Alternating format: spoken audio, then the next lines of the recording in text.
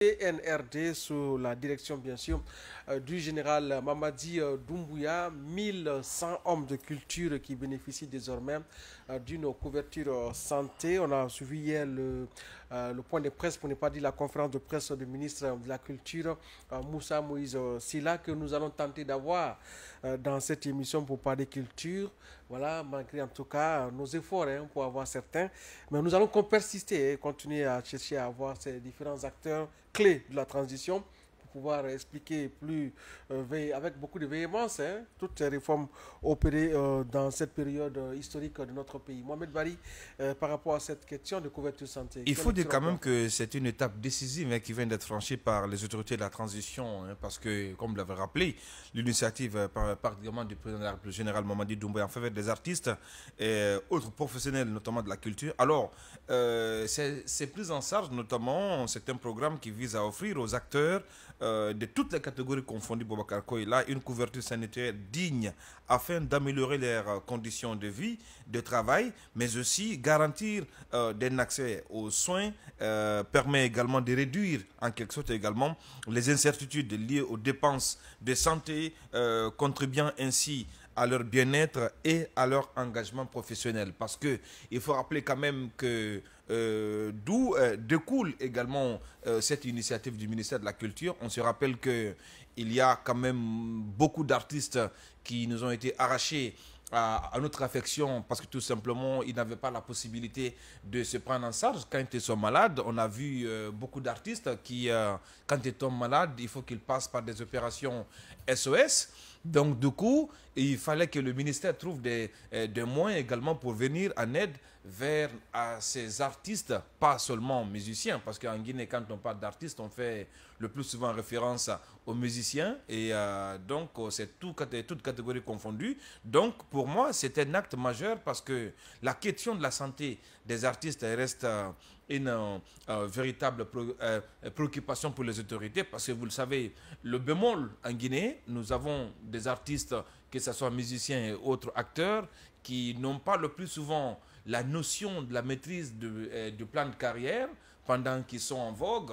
Il y a la possibilité des concerts et faire de tout, mais après, vous voyez, c'est des artistes qui retombent... Qui ont des situations un peu déplorables. On a vu dernièrement, notamment à la sortie de l'artiste Seni Manomou sur Facebook, qui demandait de l'assistance par rapport également à sa situation de santé. Donc je me dis que l'initiative présidentielle portée par le ministre Moussa Moïsila vient en quelque sorte rectifier cette situation parce que les artistes faisaient face à cela. Donc du coup, cette prise en charge sanitaire des artistes permet non seulement aux artistes de faire face à des éventuels cas de maladie, mais aussi ça permet aux artistes de vivre un peu de leur art parce que s'il faut déduire dans vos maigres primes d'auteur ce que vous gagnez, également investir dans les questions de prise de santé, pour moi c'est difficile. Donc c'est une initiative qui est très belle, qui va s'étendre comme l'a dit le ministre, parce que tout simplement on le sait que dans l'histoire de la Guinée, c'est vrai qu'on va me dire que c'est trop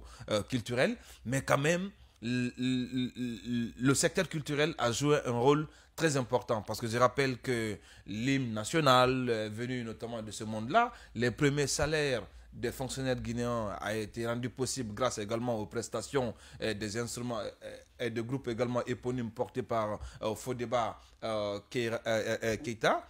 Donc du coup, l'ensemble de la Guinée quand même doit à ces artistes. La Guinée doit au monde culturel. Donc du coup, je pense que c'est cette rectification que le ministère est en train de faire et je pense que ceci peut apporter un véritable soulagement aux artistes parfois qui font des SOS pour trouver des solutions par rapport à leur cas de maladie. Oui, Bella Kamano, la refondation, elle est multidimensionnelle. La refondation, elle est donc sociale, elle est culturelle. Aujourd'hui, eh bien, la démarche en cours, c'est de mettre fin un peu à ces assistances, à la gestion par approximation, à une gestion plus pérenne, plus garantie, plus organisée en faveur de ce monde qui naturellement contribue à l'essor de notre pays sur le plan culturel et dont les acteurs malheureusement ont souvent des problèmes lorsqu'ils sont au soir de leur gloire. Et voilà, aujourd'hui l'État est en train de prendre ses responsabilités pour assister ce monde culturel.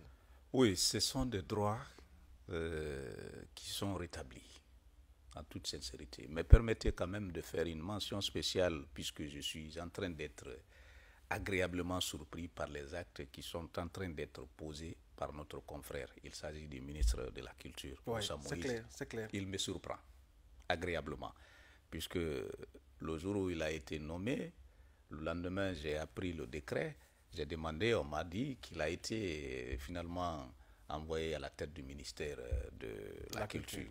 Je me suis demandé qu'est-ce qu'il aurait pu faire là-bas. Pourquoi il n'a pas demandé à venir à la tête du ministère de la Communication et de l'Information. Mais toute chose que Dieu fait est bonne, parce que j'ai fini par découvrir que peut-être il avait un projet. Et aujourd'hui, je ne me suis pas trompé, il a un projet, et ce projet, il est en train de le dérouler petit à petit. Dieu merci que l'acte qui a été posé hier est un acte que je considère être comme une sorte de rétablissement des acteurs du monde culturel guinéen dans leurs droits.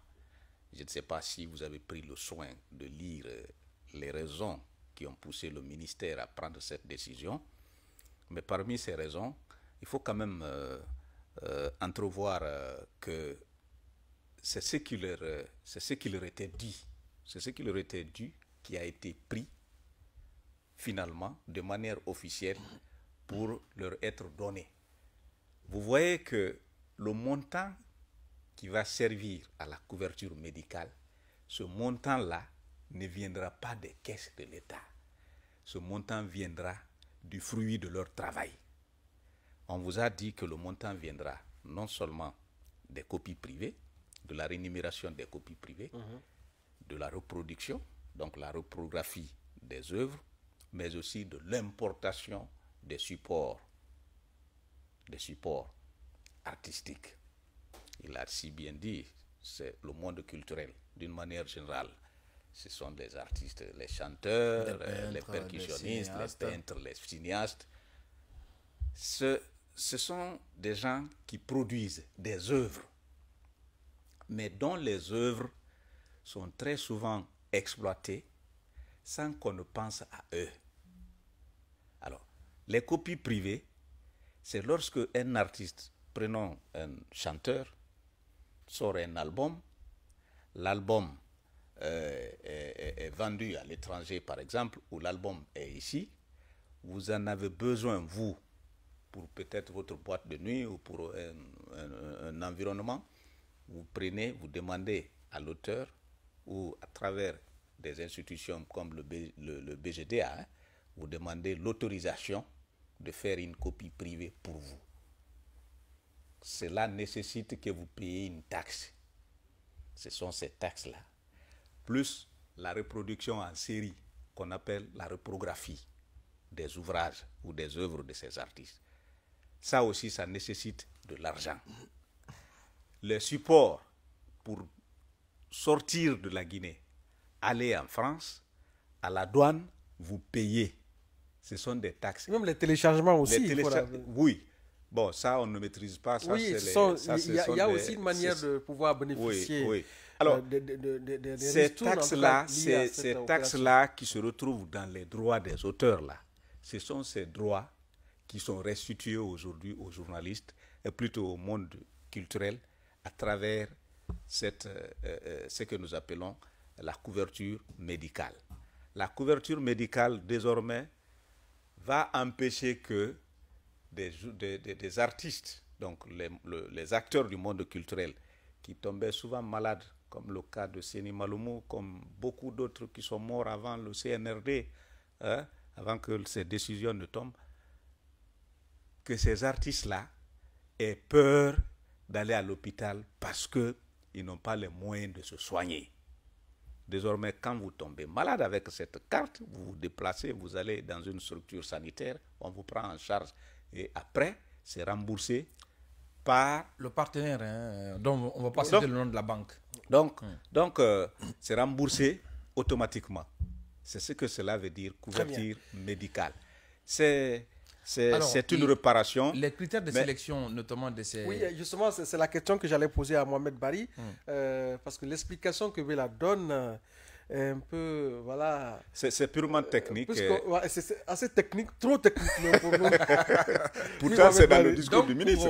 Effectivement, oui. Les critères de sélection également qui vont permettre également à ces 1100 bénéficiaires de bénéficier notamment de ces... Et puis, il faut rappeler que c'est un projet pilote. Voilà, de ce projet. Ça va s'élargir. Ça va s'élargir. À d'autres aussi. Donc, le ministère évoque également, notamment Boubacar Koïla, que la première phase de ce programme ambitieux va permettre à ces artistes de bénéficier selon les critères de transparents tels que l'immatriculation de ces artistes au niveau du BGDA et du Bureau guinéen de droits d'auteur. Oui. Il y a aussi l'activité artistique avérée qu'il faut constater et aussi la reconnaissance également par les structures professionnelles ou le besoin d'assistance avérée. C'est-à-dire que même si vous ne respectez pas les autres critères et que vous tombez malade, on sait que vous êtes un artiste, vous n'avez pas la possibilité de vous prendre en charge. Donc, parce que pour moi, l'idée, c'est en dehors de la question des artistes, parce qu'aujourd'hui, c'est vrai quand vous regardez la manne financière qu'on éjecte dans le sport pendant que